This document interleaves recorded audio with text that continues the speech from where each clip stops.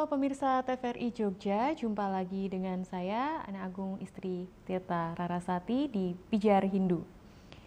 Om Swastiastu. Baik, pemirsa umat sedharma yang berbahagia, kali ini kita akan berbincang tentang Dharma, ritual, dan keharmonisan Hindu di Nusantara. Dan kita akan berbincang bersama dengan Bapak Purwanto, Ketua Parisada Hindu Dharma Indonesia, Kabupaten Gunung Kidul. Kita akan sapa bersama-sama. Apa kabar Pak Purwanto? Astenggara sehat, baik Mbak Raras. Kita akan membahas tentang Dharma bagi umat Hindu, begitu. Sebelum nanti kita akan berbicara tentang bagaimana Hindu Nusantara ini bisa hidup harmonis dari abad ke abad, begitu ya Pak Purwanto. Nah, Dharma bagi umat Hindu sendiri itu esensinya adalah seperti apa? Baik Mbak Raras, terima kasih. Jadi umat Dharma dimanapun Anda berada, ketika kita mendengar istilah Dharma, ini kita selalu mengkaitkan dengan Hindu. Betul. Karena di Indonesia ini agama Hindu itu sangat erat, dekat dengan istilah Dharma. Jadi umat Hindu di Indonesia itu menyebut Hindu itu sebagai Hindu Dharma. Nah, Dharma itu sendiri sebenarnya adalah berasal dari bahasa Sanskerta yang artinya aturan, hakikat, atau kebenaran. Tetapi pada esensinya kita juga sering mengistilahkan Dharma ini sebagai sebuah kewajiban. Kewajiban, ya. Hindu Dharma artinya adalah hakikat kebenaran dari ajaran agama Hindu itu sendiri. Wah, luar biasa. Menyebut Hindu Dharma artinya kita menyebut tentang hakikat kebenaran dari agama Hindu. Nah, di Nusantara ini tentu Dharma itu diartikan sebagai sebuah bagian dari kehidupan kita sebagai umat Hindu, di mana kita memiliki kewajiban-kewajiban yang dikaitkan dengan ajaran Weda. Kalau kita mendengar ajaran Dharma, tentu yang harus kita pahami yang pertama adalah Catur Purusa Arta. Catur Purusa Arta. Di mana Catur Purusa Arta ini diartikan sebagai 4 tujuan dari hidup manusia. Yang pertama adalah Dharma. Dharma ini menjadi tujuan dari hidup manusia agar kehidupan manusia ini mendapatkan kebahagiaan dan kesejahteraan. Tentu kita sangat ingat sekali dengan tujuan agama Hindu.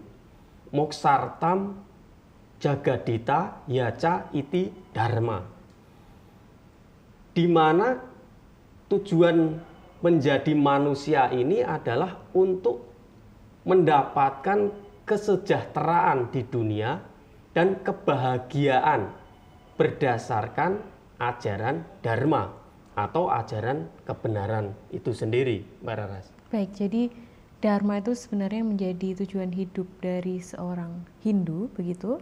Dan dengan menuju Dharma itu kita juga pasti melakukan ada yang namanya, kita juga kenal harta, kama, begitu Pak Purwanto ya. Sampai pada akhirnya kita mencapai moksa. Jadi sebelum moksa itu kita harus sudah selesai dengan diri kita sendiri, begitu ya Pak Purwanto ya. Jadi dengan berdharma, tapi juga kita mencukupi diri sendiri terlebih dahulu, begitu. Setelah itu maka kita bisa melakukan yang namanya Dharma itu sendiri, ya. Nah, setelah itu kita juga mengenal adanya ritual keagamaan dari umat Hindu. Berbeda-beda di setiap daerah yang ada di Nusantara. Nah, yang kental pengaruhnya adalah budaya. Bagaimana pengaruh budaya ini bisa sangat mempengaruhi bagaimana umat Hindu melaksanakan yatnya atau dharma atau kewajiban dalam melaksanakan kehinduannya itu. Baik, Mbak Raras, jadi tadi disebutkan bahwa Dharma itu adalah hakikat. Ya, hakikatnya. Hakikat inti dari ajaran agama Hindu.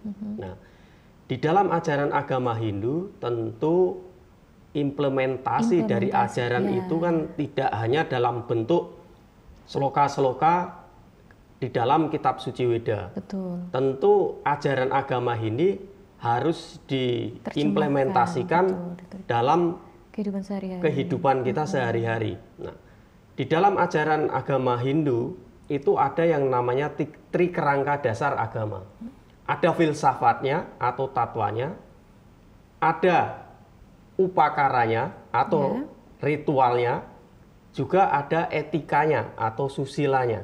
Nah, tadi kalau disebutkan terkait dengan ritual keagamaan, tentu ini menjadi sebuah bagian dari tri kerangka dasar agama Hindu yang tidak bisa kita pisahkan. Betul.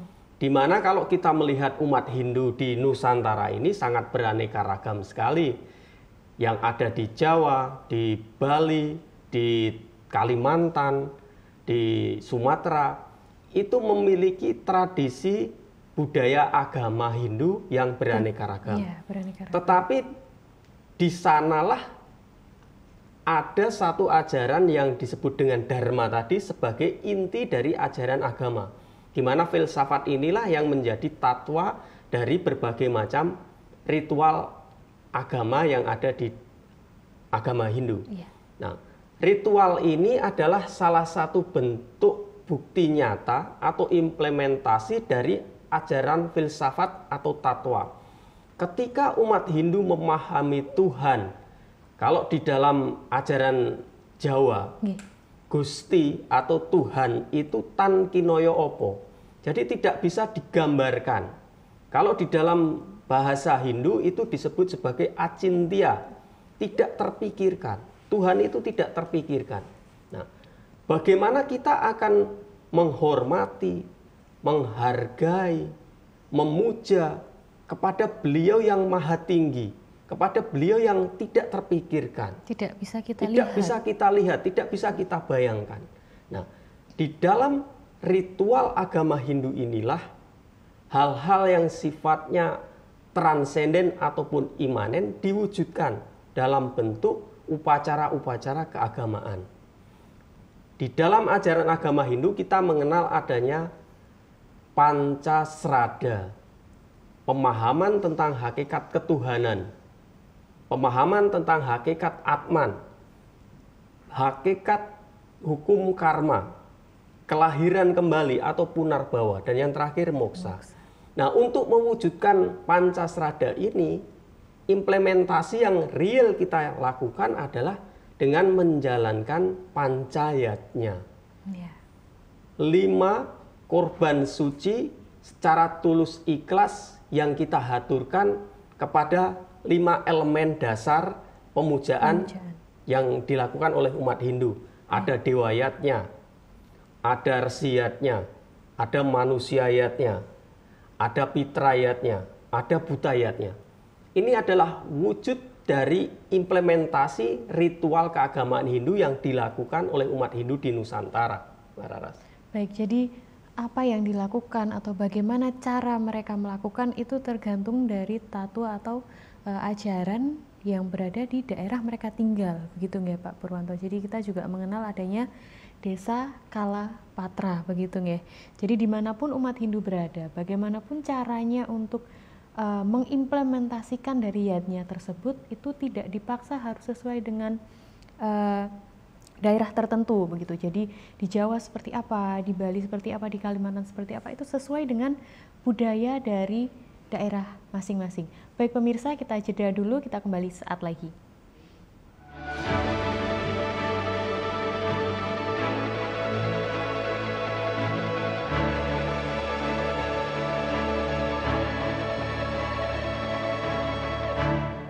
Baik pemirsa, masih bersama kami, tentunya masih dengan topik yang sama, yaitu membahas tentang ritual keagamaan dengan pengaruh budaya Hindu di Nusantara, begitu.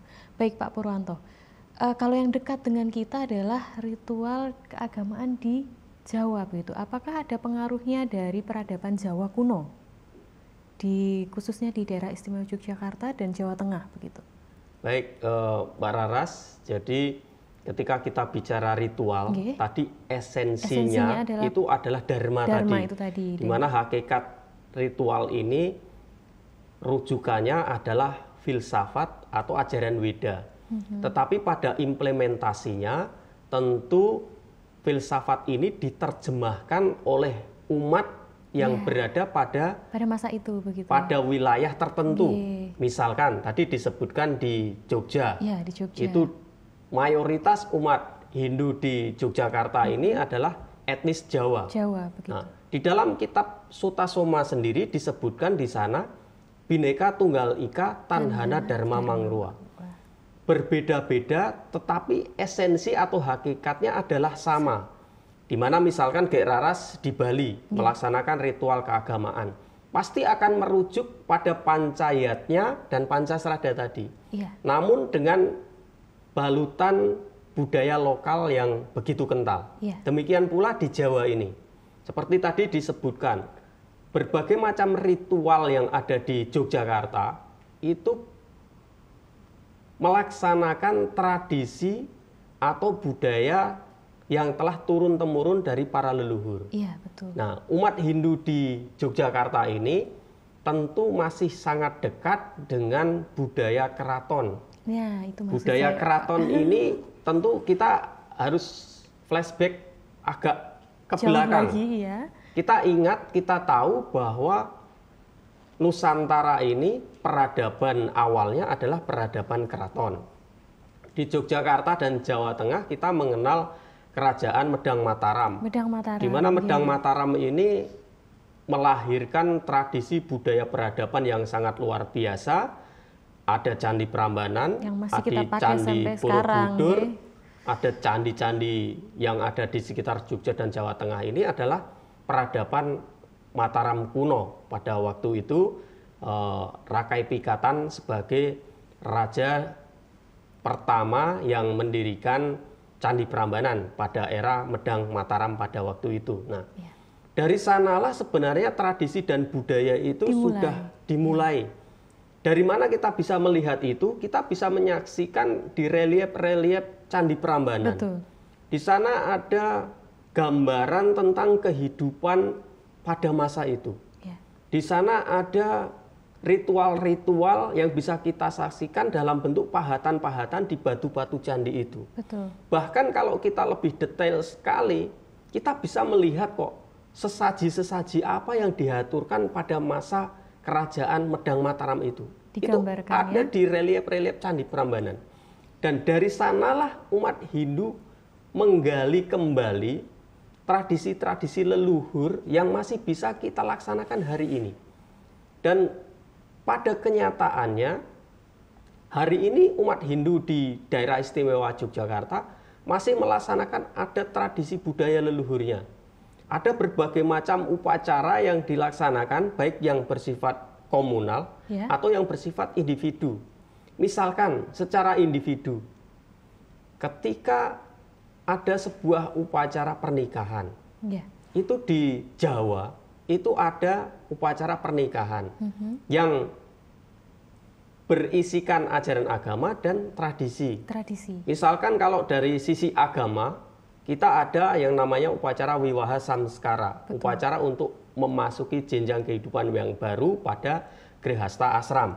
Nah, tetapi di dalam tradisi Hindu pun mengadopsi tradisi yang ada di Jogja. Misalkan masih ada upacara panggih, temu antara pengantin lelaki, pengantin perempuan, masih ada sungkeman, masih ada siraman, dan lain sebagainya. Ini diadopsi dari tradisi-tradisi leluhur yang sampai hari ini masih bisa kita lakukan. Jadi masih make sense seperti itu ya Pak? Betul. Contohnya lagi, ketika ada umat Hindu sedang hamil, itu ada prosesi upacaranya. Dari hamil 3 bulan, 5 bulan, sampai 7 bulan, itu ada mitoni, itu tradisi Jawa yang dilestarikan dengan berbalut ajaran agama. Nah, mitoni ini adalah salah satu rangkaian dari pancayatnya tadi, manusiayatnya. Mempersiapkan kelahiran janin untuk lahir di alam semesta ini, agar anak yang dilahirkan ini nanti akan selamat, orang tuanya selamat, anaknya selamat, lahir dalam keadaan yang sehat tanpa kurang suatu apapun, dan harapannya akan menjadi anak yang suputra, anak yang berbakti kepada orang tuanya, bangsa dan negaranya. Ini adalah salah satu bentuk tradisi lokal yang mendapatkan balutan lokal jenius dan ajaran agama, sehingga ini masih terus bisa kita lihat sampai hari ini. Masih bisa kita laksanakan dan kita lestarikan seperti itu ya Pak Purwanto ya. Jadi sama seperti kalau manusia itu punya merayakan hari lahir atau weton. Di Jawa pun ada, di Bali pun ada, dan dalam ajaran agama Hindu pun ada, yaitu manusiayatnya. Baik pemirsa, kita jeda dulu, kita kembali saat lagi.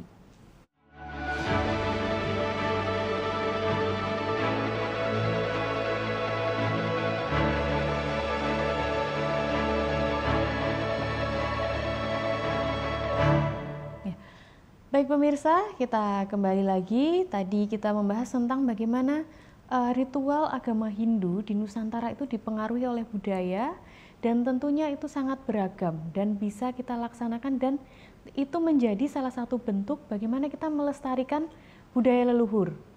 Dengan dasar ajaran agama, kita tetap bisa melestarikan budaya leluhur, begitu ya Pak Purwanto. Nah, selanjutnya kita akan berbicara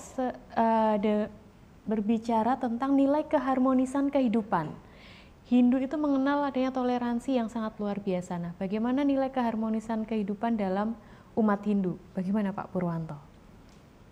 Baik, Mbak Raras, kalau kita bicara tentang keharmonisan, tentu kita akan kembali pada ajaran Trihita Karana. Kita akan bicara masalah Tattwam Asi, di mana umat Hindu ini sangat dekat dengan toleransi, dengan moderasi, baik mendasarkan diri pada ajaran agamanya ataupun balutan lokal jeniusnya.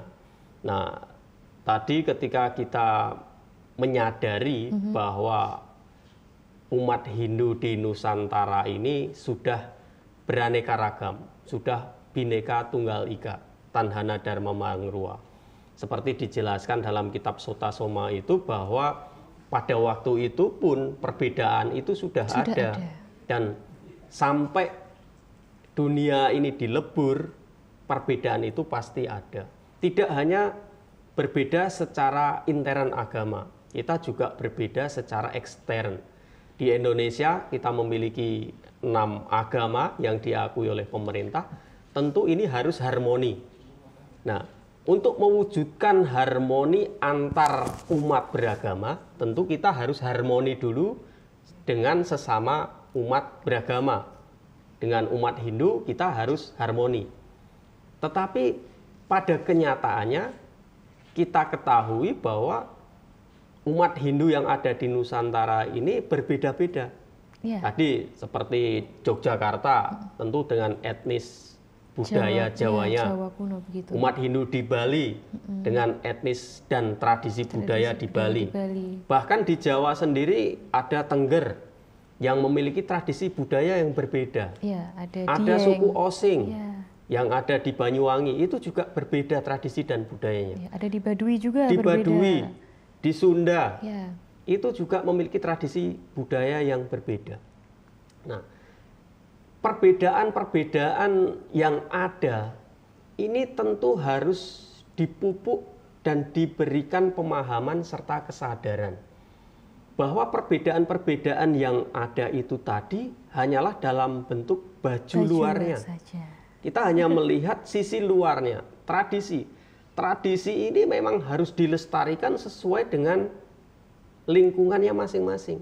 Karena dengan melestarikan tradisi di lingkungannya masing-masing akan terbangun rasa kebanggaan di dalam dirinya. Ketika kebanggaan itu dibangun, tentu adalah untuk mewujudkan yang namanya kesadaran akan keharmonisan. Ketika kita menyadari perbedaan-perbedaan itu, kita akan kembali kepada hakikat dari perbedaan itu, yaitu apa? Tuhan, Sang Hyang Widi, Dharma, sebagai esensi dari kebenaran. Nah, kita harus memahami bahwa keharmonisan ini dibangun atas dasar perbedaan yang ada. Kalau kita melihat sebuah taman hanya ada satu bunga saja, tentu tidak indah. Tetapi ketika taman bunga itu berisi beraneka warna bunga, akan menjadikan taman ini hidup dan lebih indah. Iya. Nah, di sanalah ketika kita mempertahankan dharma, mempertahankan tradisi, kita akan dilindungi oleh dharma itu sendiri. Di dalam Susastra Weda disebutkan dharma raksaka raksita, yang artinya dharma ini adalah melindungi kebenaran yang ada di dunia. Siapapun yang berjuang dan mempertahankan dharma, beliau akan dilindungi oleh dharma itu sendiri. Itu hakikat dari dharma, harmonis, dan ritual yang berbeda-beda tadi, Mbak Raras. Baik, terima kasih Pak Purwanto. Jadi sangat lekat begitu ya dengan dasar ajaran dharma. Kita bisa melakukan ritual keagamaan, melestarikan budaya, dan menjaga keharmonisan intern kita dan juga ekstern seperti itu ya Pak Purwanto. Jadi luar biasa sekali ajaran dharma ini, memang harus kita pelajari, harus kita implementasikan, dan tentunya dengan begitu maka kita bisa menjadi seorang Hindu yang nantinya akan menuju ke Moksatam Jagadita begitu. Nah, yang terakhir nih Pak Purwanto, sebelum kita akan tutup bersama-sama, pesan kepada umat sedharma. Baik, terima kasih Mbak Raras. Tentu bagi umat sedharma Nusantara, kita telah meyakini hakikat kebenaran dari ajaran Weda dengan pondasi Pancasrada, Pancayatnya. Ini menjadi pedoman yang menjadikan kita ini sebagai umat Hindu Nusantara yang beraneka ragam. Nah, di dalam keanekaragaman itulah ada hakikat kebenaran atau Tuhan Sang Hyang Widiwasa itu sendiri. Anekatwa, ekatwa. Di dalam yang banyak itu ada satu, di dalam satu itu ada yang banyak. Sehingga membangun kesadaran dan keharmonisan dengan saling menghormati, saling menjaga, saling membesarkan antara tradisi dan budaya agama Hindu dimanapun tradisi budaya itu hidup, menjadi sebuah keharusan dan eksistensi yang harus terus kita jaga dan terus kita perjuangkan. Itu harapan untuk Hindu Nusantara yang semakin maju di masa yang akan datang. Oke, baik, terima kasih Pak Purwanto, terima kasih sharing ilmunya. Semoga bermanfaat bagi umat sedharma dimanapun Anda berada. Baik, saya Arasati beserta kerabat kerja yang bertugas mohon pamit undur diri. Terima kasih sudah setia mengikuti kami di Pijar Hindu. Kita jumpa lagi di kesempatan berikutnya. Kita tutup dengan Paramasanti, Pak Purwanto ya. Om Santi, Santi, Santi, Om. Om.